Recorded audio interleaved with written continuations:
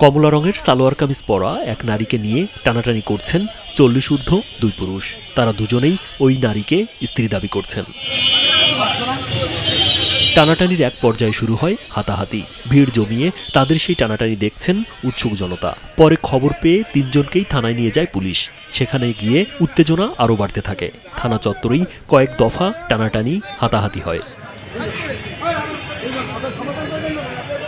পরিস্থিতি নিয়ন্ত্রণে আনতে তিনজনকেই আটক করে আদালতে পাঠায় পুলিশ। পরে বিচারক তাদের কারাগারে পাঠানোর নির্দেশ দেন। পুলিশ সূত্রে জানা গেছে, ফরিদপুরের কানাইপুরের বাসিন্দা বিকাশ অধিকারী, যার সঙ্গে ওই নারীর প্রায় 36 বছরের সংসার। এই সংসারে তাদের এক ছেলে ও এক মেয়ে রয়েছে। সম্প্রতি ওই নারী ফরিদপুর সদরের বাসিন্দা পলাশ কুণ্ডুর সঙ্গে সম্পর্কে জড়িয়ে পড়েন। কি নাম? বিকাশ অধিকারী। আর সেকেন্ড যে আছে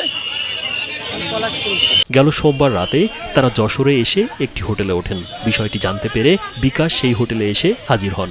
এরপরই মঙ্গলবার দুপুরে যশোর শহরের চারখাম্বার মোড়ের ত্রিমুখী টানাটানি গড়ায় থানা পর্যন্ত।